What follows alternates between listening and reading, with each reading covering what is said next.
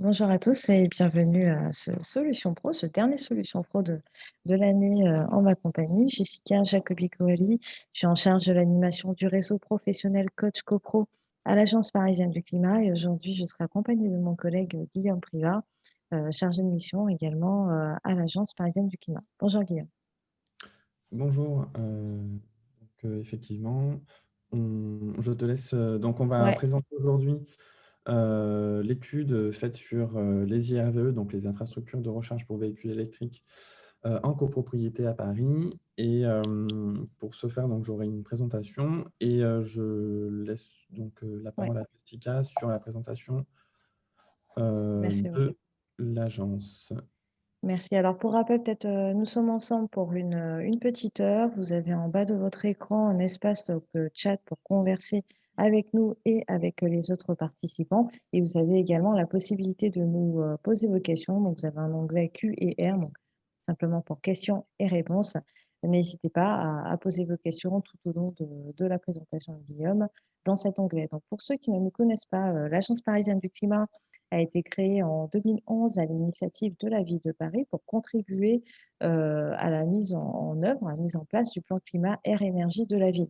D'ailleurs, la thématique que nous abordons aujourd'hui, donc la mobilité électrique et la mise en place d'infrastructures en copropriété, de bornes de recharge en copropriété, fait partie des objectifs de la ville, notamment sortir du diesel en 2024 et de l'essence d'ici 2030. Donc, l'Agence parisienne du climat et donc cette étude qui a été menée par Guillaume Privat, mon collègue, qui vous présentera l'étude juste après, donc a été menée au sein de l'agence afin de dresser un peu un état des lieux de la recherche en copropriété et puis de sensibiliser les copropriétaires et les différents acteurs. Comme vous le savez, on a mis en place un dispositif, une plateforme web gratuite, le Coach CoPro. Je peux passer à la slide suivante, s'il te plaît, Guillaume. Merci.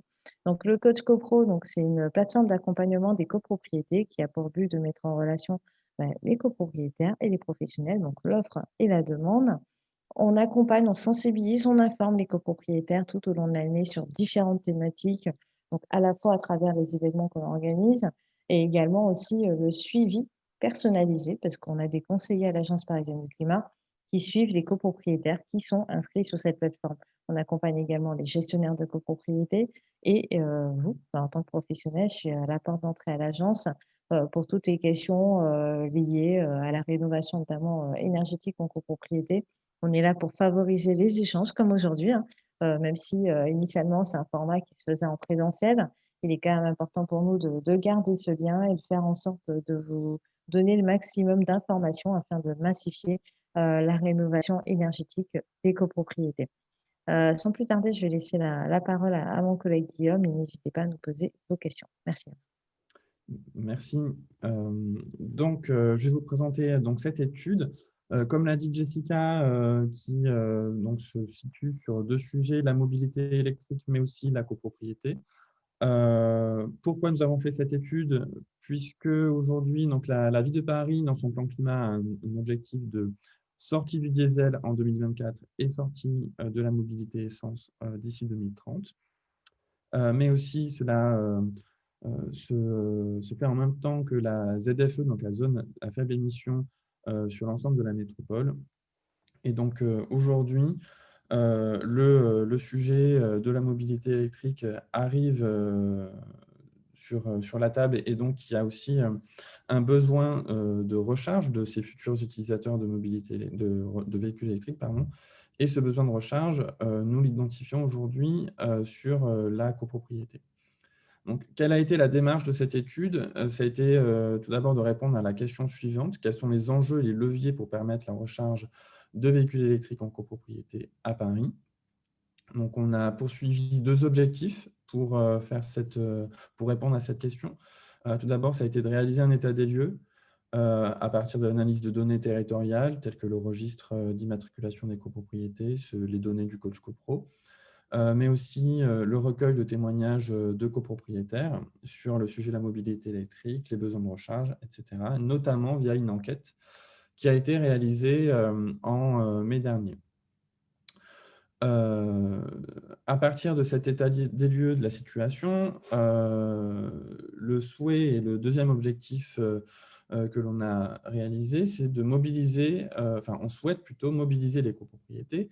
Et pour ce faire, nous avons besoin de révéler les freins en copropriété lors de ce type de projet, mais aussi de proposer un parcours utilisateur pour installer des bornes de recharge en parking et en copropriété et à Paris.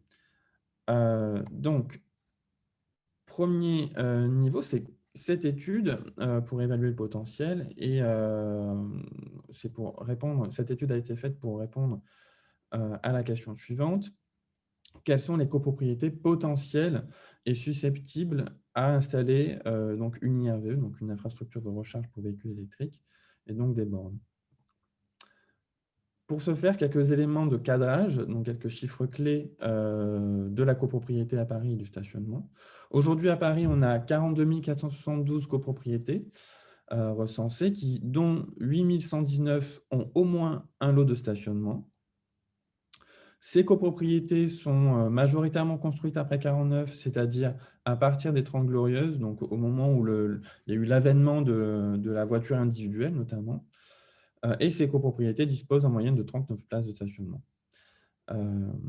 Au total, on a 306 589 places de stationnement qui se trouvent en copropriété. Ça représente 77% du stationnement dans le résidentiel à Paris, ce qui est un enjeu assez fort donc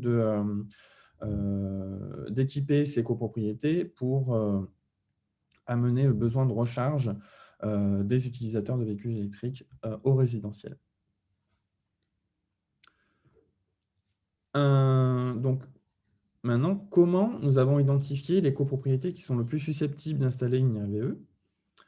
Nous avons une méthodologie qui s'est basée sur deux hypothèses pour repérer ces copropriétés, ce parc de copropriétés. Ces deux hypothèses ont été créées grâce à 4 facteurs. 2 facteurs sur la copropriété, un facteur, donc le nombre de stationnements en copro et la période de construction de la copropriété. Et les 2 autres facteurs plus socio-économiques qui sont les revenus disponibles moyens des ménages et l'utilisation de la voiture pour aller travailler. Donc, à partir de ces facteurs, on a posé 2 hypothèses qui sont plus la copropriété est récente et le nombre de stationnements est élevé, plus la copropriété est susceptible d'installer une IRVE. Et la deuxième, plus les ménages ont des revenus disponibles élevés et utilisent leur voiture pour aller travailler, plus les copropriétés ont un potentiel élevé dans l'installation d'IRVE également. Donc, à partir de ces hypothèses, on a fait un repérage qui a évalué 3 potentiels, un potentiel fort, intermédiaire et un potentiel faible. À partir de ces potentiels, en fait, on a classé les copropriétés selon donc, ces hypothèses et ces potentiels. À l'issue de ce classement, on a révélé le potentiel fort d'équipement en copropriété. Sur les plus de 8000 copropriétés, on a 1592 copropriétés qui ont du stationnement, qui ont un potentiel fort d'installation. Ça représente 4% du parc de copropriété à Paris, donc sur le parc global de copropriété parisien.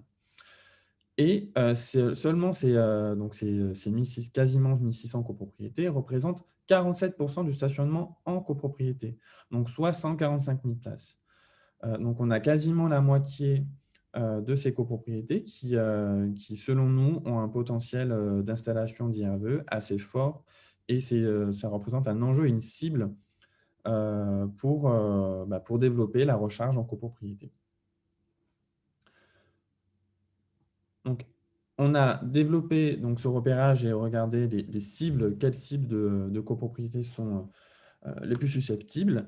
Maintenant, mais l'IRVE en copropriété, de quoi parle-t-on et comment on en installe? Donc, qu'est-ce qu'une IRVE? C'est donc l'infrastructure de recharge pour véhicules électriques. On parle de l'ensemble des équipements qui sont nécessaires à la recharge. Donc, c'est-à-dire l'infrastructure qui va alimenter les bornes, les tableaux électriques et tous les équipements nécessaires qui sont donc nécessaires pour piloter la supervision et la recharge des véhicules. Donc, c'est vraiment l'infrastructure au global dans la copropriété.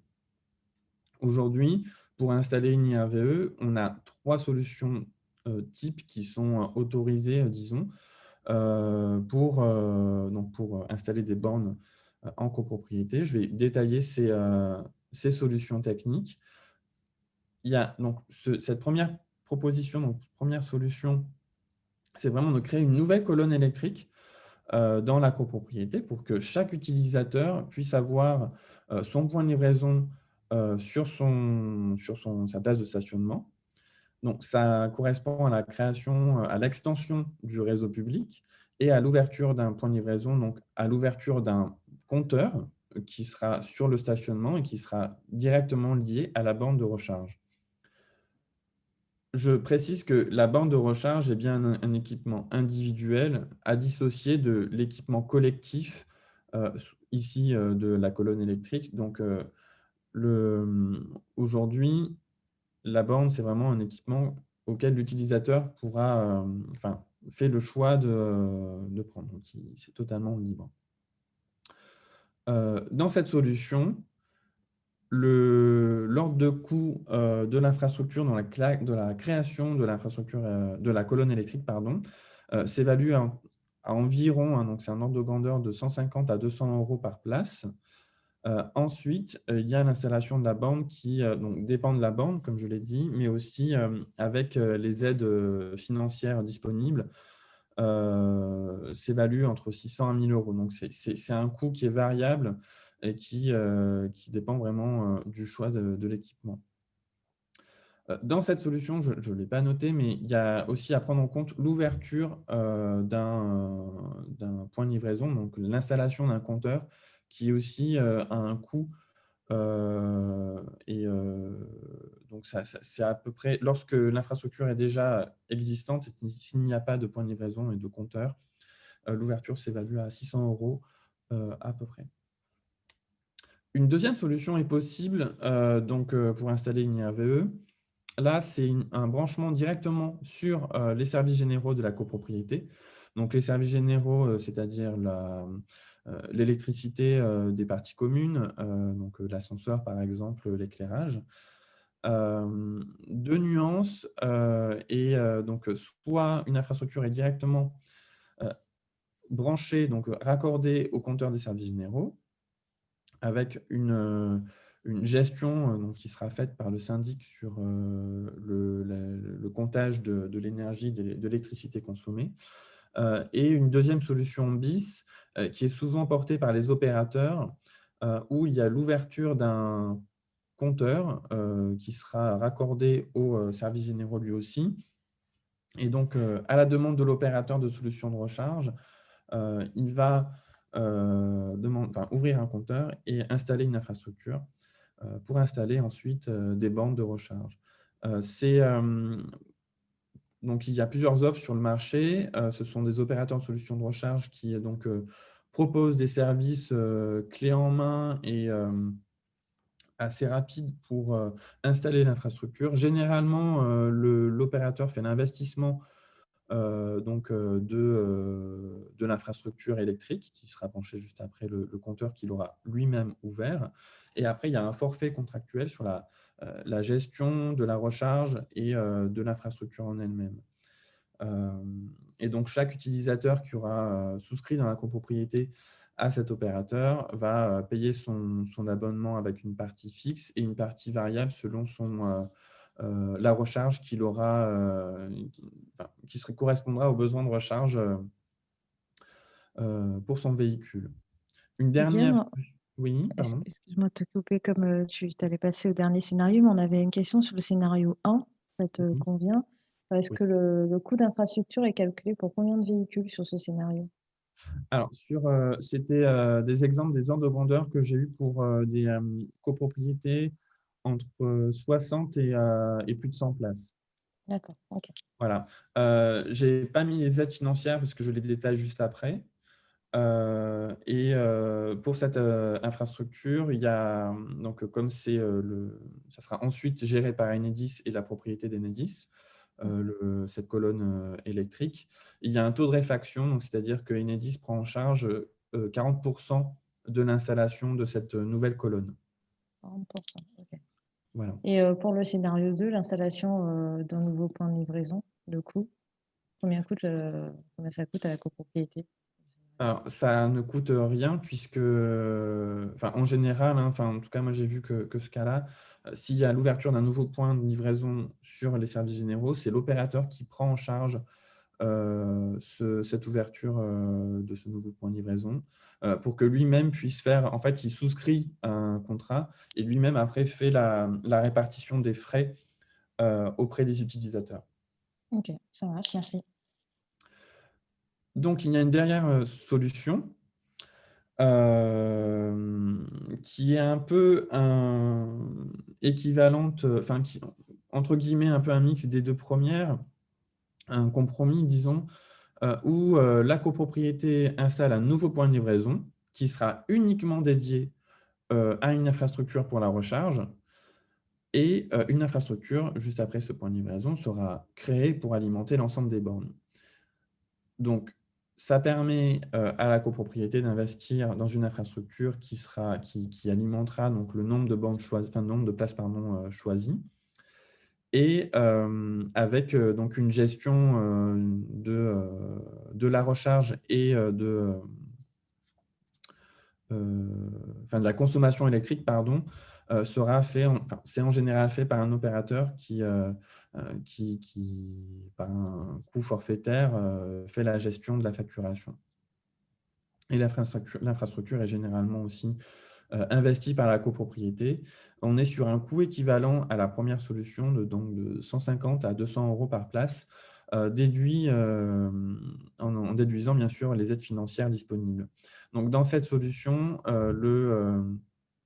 la copropriété choisit d'avoir son infrastructure pour elle-même, pour l'ensemble pour alimenter les bandes de recharge. Donc, un petit point sur les aides financières qui sont disponibles. Donc, aujourd'hui, il y a deux types d'aides financières qui sont disponibles. Tout d'abord, pour l'installation d'une infrastructure électrique qui sera collective. Donc, il y a le programme Advenir, qui est un programme de certificat d'économie d'énergie qui propose 50% du coût de l'infrastructure avec un plafond de 4 000 € pour 50 places, et plus le nombre de places augmente, plus le plafond augmente, avec une limite maximum de 15 000 €. La Ville de Paris qui propose une subvention pardon, équivalente de 50% du montant hors taxe, des travaux donc de pré-équipement avec un plafond de 4 000 €. Après, donc ça, c'est la partie collective donc, qui va toucher la copropriété. Et après, il y a des aides financières pour la borne de recharge, qui est un équipement individuel. Donc, également, le programme Advenir qui propose une aide avec un plafond de 960 € et donc qui est en général autour de 50%. Il y a aussi le crédit d'impôt pour la transition énergétique, donc qui est de 300 € forfaitaire pour la borne de recharge, tout en sachant qu'il qui s'arrête le 31 décembre 2020. Donc, on n'a pas encore les modalités de l'évolution de ce crédit d'impôt. Donc, il y aura une poursuite d'une subvention nationale pour la borne de recharge, mais on ne sait pas encore les modalités et le montant. Donc, aujourd'hui, on a plusieurs solutions techniques, comme je le disais, pour installer une IRVE. Mais l'IRVE, c'est un sujet quand même, qui émerge en copropriété, et le processus pour installer ce type d'infrastructure n'est pas forcément connu. Et nous, on souhaitait, dans cette étude, déjà identifier les freins et les leviers et identifier les besoins d'installation de recharge, d'infrastructures de recharge en copropriété. Donc, pour ce faire, et donc pour mieux ensuite accompagner les copropriétaires.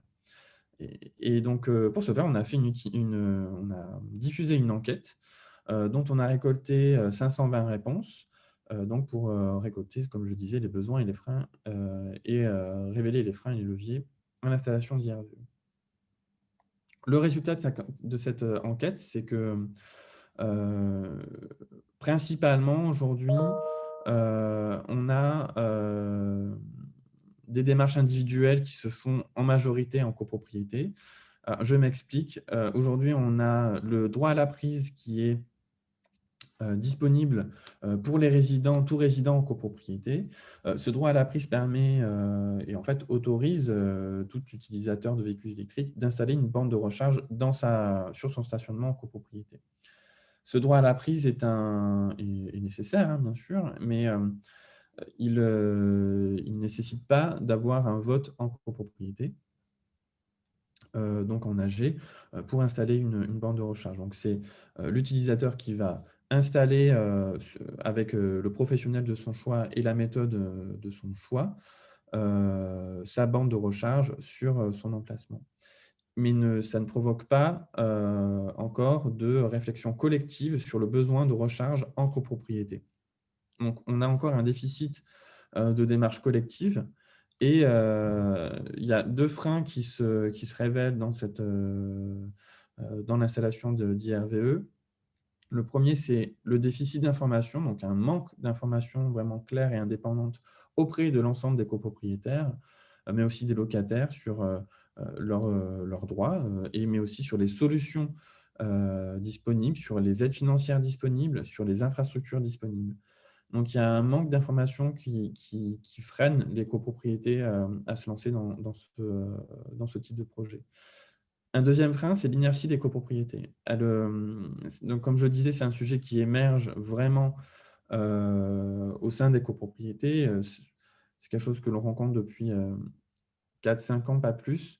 Et il y a le besoin de recharge n'est pas aussi encore présent. Donc, certaines copropriétés ne sont pas confrontées aux besoins de recharge, de leurs résidents et donc, ne se lancent pas ou ne s'intéressent pas tout simplement, à ce sujet et donc, ça peut être aussi un frein, pour les locataires qui ne voient aucune, solution disponible dans leur copropriété.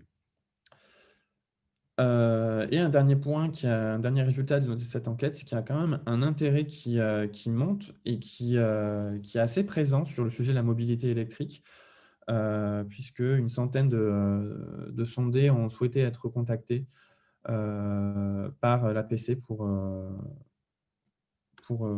échanger à ce sujet. Donc, comme je disais, il y a 2 freins, sur ce besoin-là, et donc qui révèlent 2 enjeux. Le premier, c'est d'informer de façon neutre et indépendante les résidents en copropriété et notamment les copropriétaires et les syndics. Et le deuxième, c'est l'anticipation du besoin, une nécessité pour, anticiper le besoin de recharge en copropriété. Et tout cela, en fait, c'est pour aussi penser collectif. Ce type de projet nécessite une réflexion. Quelle, infrastructure, quelle solution technique prendre, qui correspond au mieux aux besoins et donc il y a vraiment une nécessité pour développer la recharge en copropriété, de pensée collectif en copropriété et donc pour anticiper ce besoin, qui semble arriver, auprès des copropriétaires. Ainsi, à partir de ces freins et de ces leviers, on s'est posé la question, quel est le parcours utilisateur le plus, idéal plutôt pour, les, copropriétés à, installer une IRVE, sur leur parking.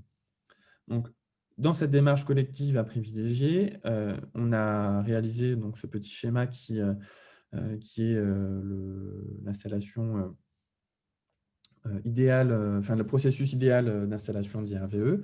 Tout d'abord, une réflexion vraiment collective entre résidents, mais aussi avec le syndic pour notamment, se poser les bonnes questions et la question, du besoin de recharge dans leur parking.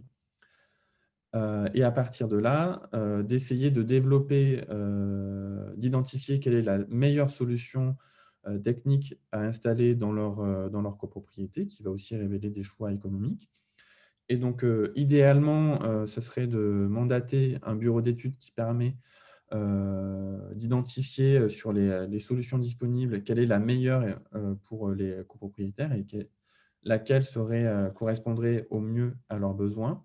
À partir de cette étude, les copropriétaires auront une, toutes les clés en main pour choisir, la solution qu'ils souhaitent, mettre en place dans leur copropriété. Donc là aussi, il y aura un vote et à partir de ce choix de cette solution, la copropriété pourra donc déployer cette infrastructure et chaque résident, lorsque l'infrastructure sera installée, chaque résident pourra, oui ou non, installer une borne de recharge et donc ils auront anticipé le besoin. Donc, il y a vraiment un besoin de synergie et de mise en mouvement des copropriétés, donc de les sensibiliser, de les mobiliser pour les accompagner vers cette démarche-là. Et aussi, il y a un besoin de toucher un nombre de personnes assez important. Donc, bien sûr, les copropriétaires et plus largement les résidents en copropriété, mais aussi les syndics, ainsi que les professionnels donc de l'IRVE, mais plus généralement de la mobilité électrique, pour les sensibiliser et les mobiliser sur ce sujet de la copropriété. Donc aujourd'hui, l'Agence parisienne du climat, à partir de ces constats-là et des résultats de cette étude, on propose un plan d'action pour inciter les copropriétés à se lancer dans un projet d'installation d'IRVE. Et donc, on propose 25 actions aujourd'hui avec 4 cibles principales, les copropriétaires, les locataires, les syndics et les professionnels de l'immobilier et plus globalement, les professionnels de la mobilité électrique. On souhaite que ces actions se fassent sur 4 axes, qui sont 4 axes du savoir-faire de l'Agence parisienne du climat aujourd'hui, notamment pour la rénovation énergétique. Donc, solliciter ces cibles, les sensibiliser au sujet de la mobilité électrique, les conseiller en apportant des éléments et des informations utiles dans leur projet, et enfin les accompagner pour faire mûrir notamment les copropriétés sur ce type de projet et les accompagner dans leur démarche donc vers quels professionnels, quelles aides financières ils auraient besoin pour se lancer. Quelques exemples, donc un exemple par catégorie. Dans la sollicitation, on souhaite démarcher les copropriétés notamment et aussi les syndics par un envoi de courrier d'emailing. Dans la sensibilisation, on adapte les événements que l'Agence parisienne du climat fait aujourd'hui. Donc, adapter ces événements sur le sujet de l'IRVE. Pour le conseil, donc, apporter des éléments d'information utiles, notamment grâce à une plaquette d'information et de sensibilisation qui serait à destination des copropriétaires. Et enfin, dans l'accompagnement, pourquoi pas la mise en place d'un guichet unique d'information et d'accompagnement des copropriétaires et de locataires dédié à l'IRVE. Bien évidemment, donc ça, ce plan d'action on souhaite le mettre en place le plus rapidement possible pour lancer le développement de la recharge en copropriété. Un bref aperçu de la plaquette qui va bientôt sortir, qui présente un argumentaire sur cette infrastructure, qu'est-ce que c'est et pourquoi les copropriétés devraient se lancer dans ce type de projet. Et en synthèse, la démarche pour installer une IRVE, avec aussi quelques éléments sur les aides financières. Donc, pour conclure, cette étude nous a permis de révéler un effet levier qui est très important, donc quasiment 1600 copropriétés qui seraient, on va dire, les plus à même à installer une IRVE et qui quand même permettrait d'équiper quasiment la moitié du parc de stationnement en copropriété. et donc permettrait aussi de pallier aux besoins de recharge des Parisiens et Parisiennes. Il y a 2 enjeux cruciaux pour mobiliser ces copropriétés qui est l'information et l'incitation des copropriétés à anticiper ce type de projet.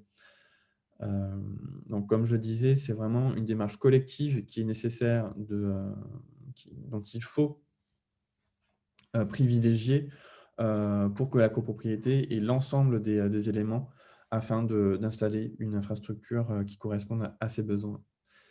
Et enfin, on propose des démarches opérationnelles pour développer la recharge en copropriété, sur la base de notre savoir-faire et notamment sur la base du dispositif Coach CoPro et auprès de 4 cibles qui sont les copropriétaires, les locataires, les syndics et les professionnels de la mobilité électrique. Voilà, j'en ai terminé là. En tout cas, je vous remercie de votre attention et place maintenant aux questions et aux échanges. Merci Guillaume. Donc, n'hésitez pas à nous poser directement vos questions. Donc, on a une première question sur est-ce qu'on aurait des entreprises à conseiller pour le scénario numéro 3? Alors, est-ce que tu peux répéter? Je suis désolé, je n'ai pas totalement entendu la fin. Donc, les scénarios 3, c'est ça? Oui, c'est ça. Aurions-nous est-ce qu'on a des entreprises à conseiller pour le scénario 3? Il y a, alors, comment dire? L'Agence parisienne du climat se place en tant que tiers de confiance, mais aussi on a un besoin, enfin, on a donc une neutralité sur cette question-là. Aujourd'hui, il y a le site internet Je roule en électrique qui est au niveau national, qui propose une liste de professionnels qui sont qui peuvent donc fournir ce type d'installation. Donc sur ce site-là, on pourra vous transmettre les liens. Il y a donc plusieurs opérateurs et installateurs, enfin électriciens qui sont plus à même donc qui sont qualifiés et qui proposent ce type de solution. Ok. Donc, comme je vois qu'on a eu 2 fois la question, donc la présentation vous sera envoyée par mail juste après l'événement. Il sera également disponible en replay sur notre chaîne YouTube d'ici à peu près une petite semaine. Donc voilà, n'hésitez pas aussi à relayer et à partager pour vos collègues qui n'auraient pas pu voir cet événement.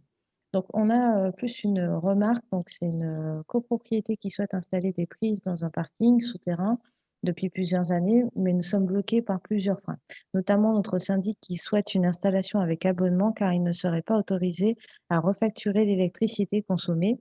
Or, les abonnements ne sont pas adaptés aux copros parisiennes vu l'usage spécifique que nous avons de nos voitures.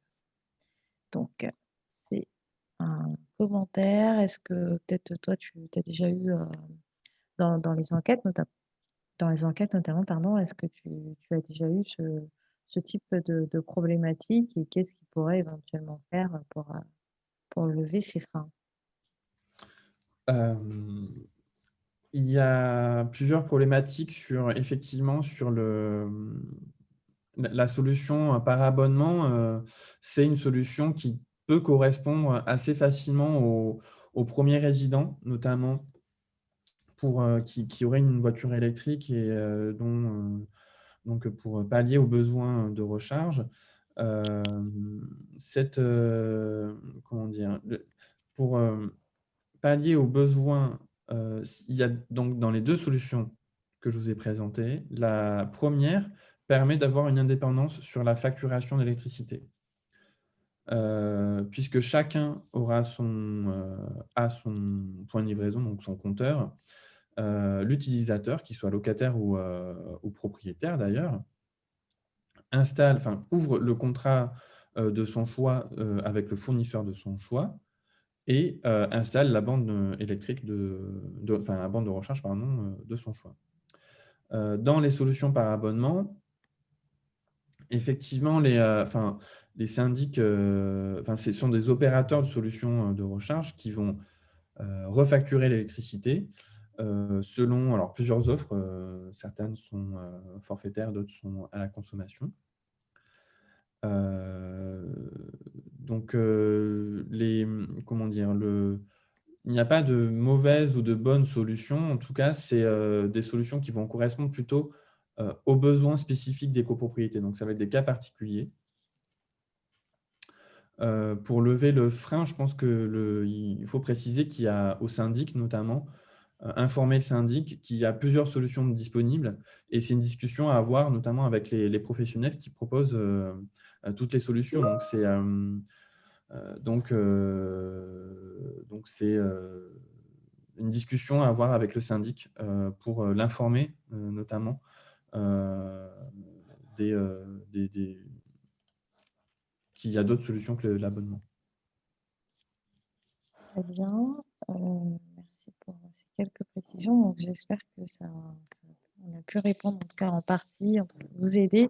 Pour rappel, on a des conseillers à l'Agence parisienne du climat qui sont également, là pour travailler sur vos projets, sur, voilà, les problématiques que vous pouvez rencontrer. Donc là, on parle de bornes de recharge et d'installation.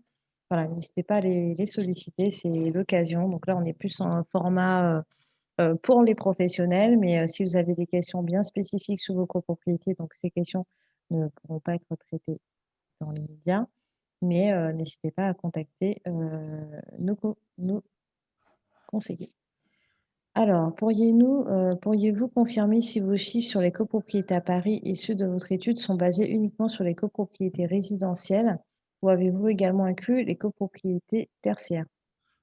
Donc c'est uniquement des copropriétés résidentielles. On a eu accès, au registre d'immatriculation des copropriétés, donc l'extrait parisien, bien entendu et on a, cet extrait-là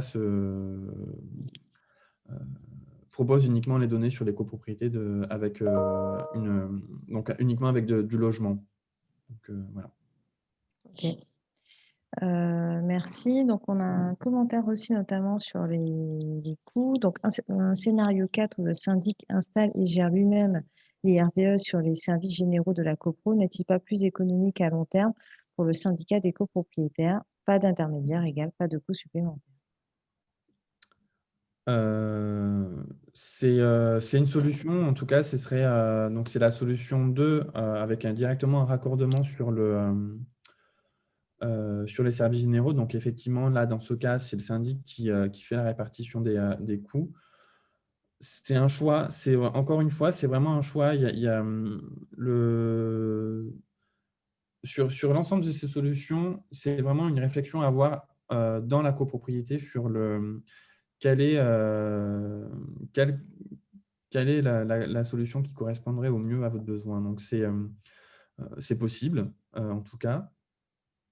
Après c'est une réflexion à avoir, au sein de la copropriété.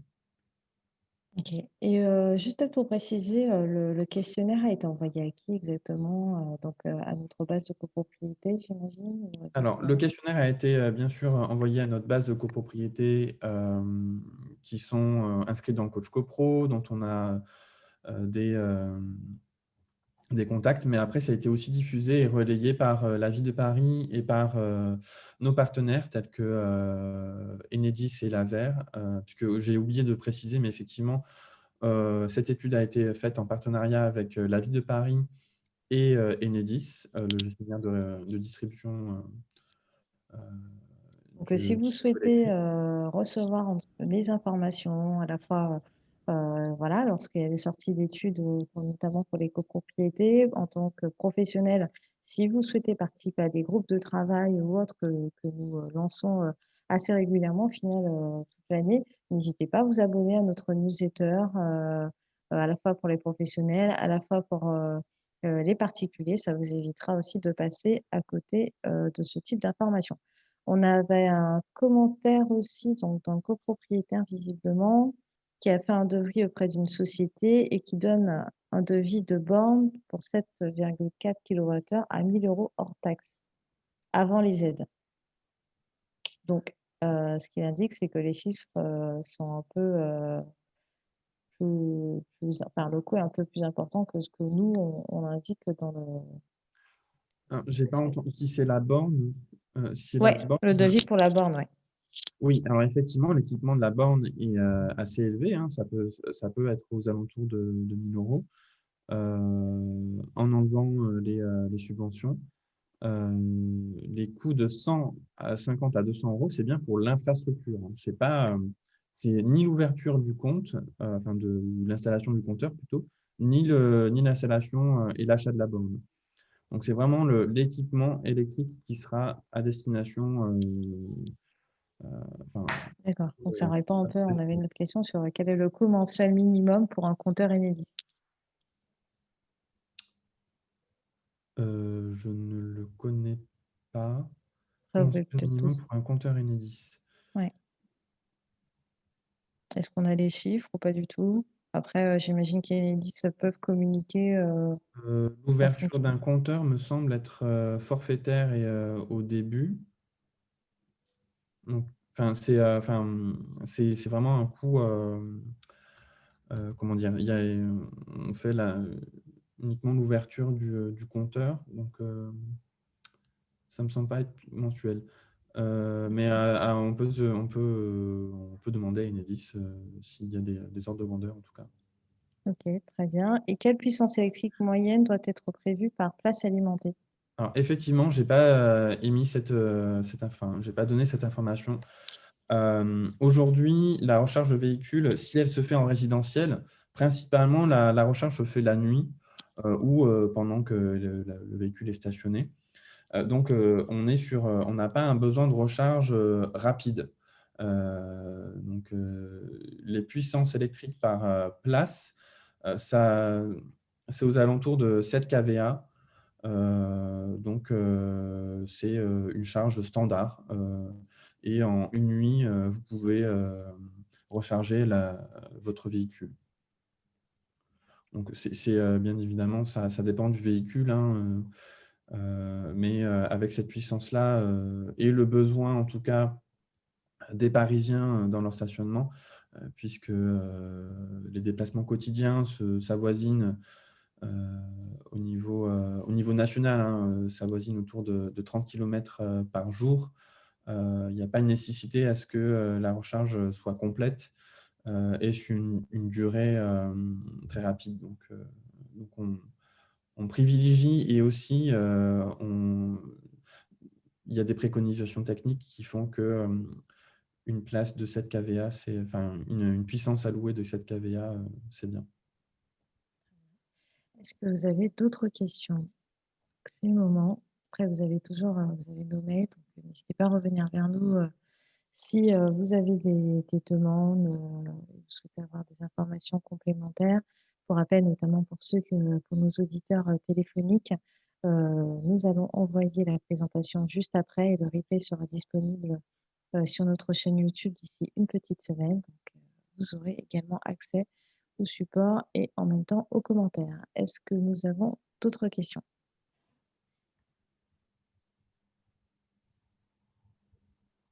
Alors, le gouvernement avait demandé en mai, dans le cadre du plan de relance à la Banque des territoires, de créer un fonds national de mutualisation des investissements dans l'infrastructure électrique des copropriétés.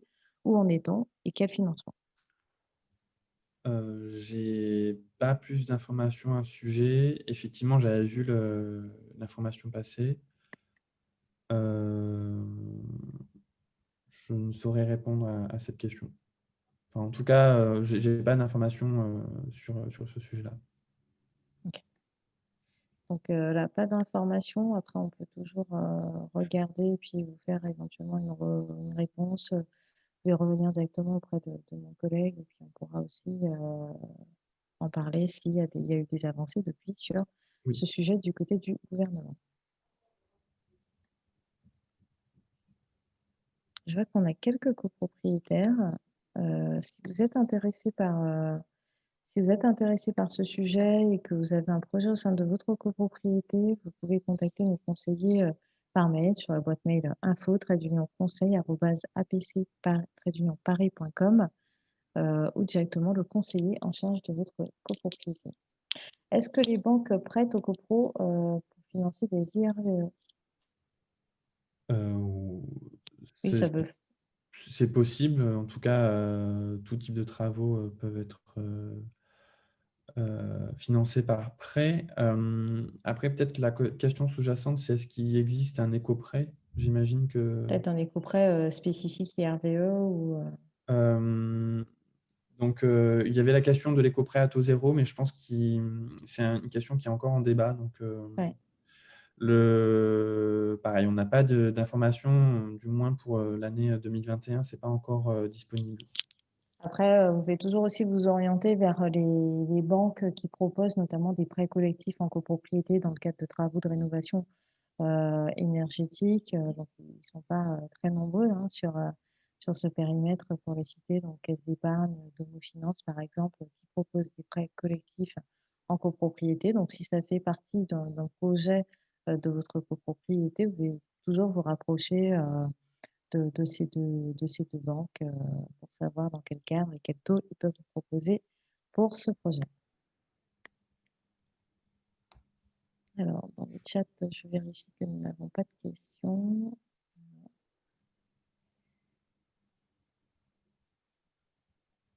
Non, pas de questions supplémentaires dans le chat. On a encore un petit peu de temps. Est-ce que vous avez d'autres questions? Sinon, on va conclure. Euh, Juste avant de conclure, donc j'en profite pour les professionnels qui sont présents pour vous rappeler qu'on organise en collaboration avec le GIFPA et l'UNSFA 75 une formation sur la rénovation énergétique en copropriété, formation de 2 jours, 1er et 2 décembre prochain, donc la semaine prochaine. Si vous êtes intéressé, vous avez les informations sur le site de l'Agence parisienne du climat et vous pouvez vous rapprocher du GIPA pour les inscriptions. Il est encore temps de vous former. En parallèle, moi, je vous donne rendez-vous le 4 décembre pour un petit déj pour nos affiliés. Donc, pour nos affiliés qui sont présents aujourd'hui, si vous souhaitez en savoir un peu plus sur les services que nous proposons. Voilà, aussi, c'est l'occasion aussi pour nous d'échanger sur vos sujets, sur vos problématiques. L'invitation est déjà partie. Vous pouvez aussi vous inscrire via notre agenda, l'agenda qui est sur le site de l'Agence parisienne du climat. N'hésitez pas à vous inscrire et ce sera avec plaisir qu'on pourra échanger sur vos problématiques et puis sur les activités que nous proposons. En parallèle est sortie l'instrumentation que nous avons menée sur des copropriétés, sur quelques propriétés. Vous pouvez retrouver cette étude, ce résultat d'instrumentation sur le site de l'Agence parisienne du climat. Donc, c'est assez riche, je vous l'accorde. Donc, n'hésitez pas à regarder à la fois la chaîne YouTube, parce qu'on a abordé un certain nombre de thématiques cette année, hein, sur la ventilation, sur le DTG, le diagnostic technique global, sur l'isolation par l'extérieur, sur le biosourcé. Voilà, on a essayé de balayer le maximum d'informations et de thématiques pour vous en tant que professionnel cette année. Donc, on reste à votre disposition. L'Agence parisienne du climat met en place aussi, mener un certain nombre d'études et toutes ces études sont disponibles en partie quasiment sur le site de l'Agence parisienne du climat. Donc, si vous avez peut-être une demande spécifique, n'hésitez pas à revenir vers moi ou vers mon collègue dans le cadre de l'étude sur l'IRVE. Il ne me reste plus qu'à vous remercier d'avoir participé à cet événement. Merci à toi, Guillaume, pour cette présentation claire et puis pour cette étude menée. Merci à vous et puis je vous retrouve le 4 décembre. Et pour les autres, à l'année prochaine. Merci beaucoup. Merci.